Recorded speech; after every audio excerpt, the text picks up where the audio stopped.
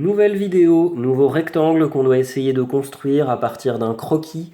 À nouveau, nous n'avons que deux informations, 4 cm sur une moitié de diagonale, là on dirait, et 110 degrés, un angle au centre là vers le bas.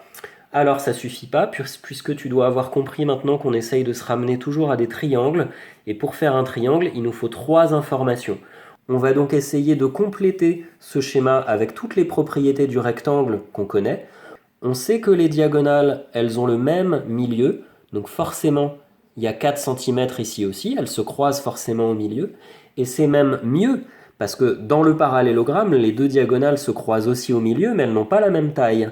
Mais dans le rectangle, elles ont carrément la même taille, donc il y a vraiment 4 cm partout dans le rectangle.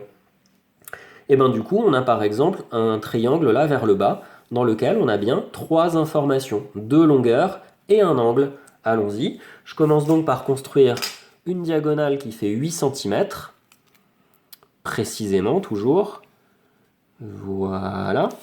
Ici, c'est le point N.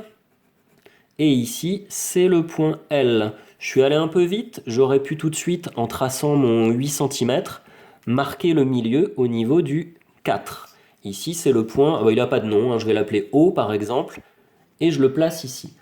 Je ne vais pas tout de suite faire 8 cm dans l'autre sens pour la diagonale, parce que je ne sais pas si la diagonale est comme ça, ou plutôt comme ça, ou plutôt comme ça. Je ne sais pas comment elle est orientée par rapport à la première diagonale, et c'est pour ça qu'on connaît un angle de 110 degrés.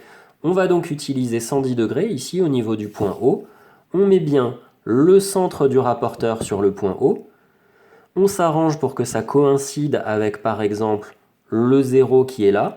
Et partant de ce petit 0, je vais compter jusqu'à 110. Donc 10, 20, 30, 40, etc. etc. Le 110 est ici. Comme d'habitude, ne te trompe pas sur les graduations du rapporteur. On a l'impression qu'on a fait 70, mais 70, ce serait si on était parti de l'autre 0. En plus, preuve qu'on ne s'est pas planté, c'est qu'ici, on a bien fait un angle qui s'appelle un angle obtus, ce qui est bien le cas du 110 degrés. Si on avait fait 70, ça aurait été un angle aigu, on aurait vu qu'il était trop petit.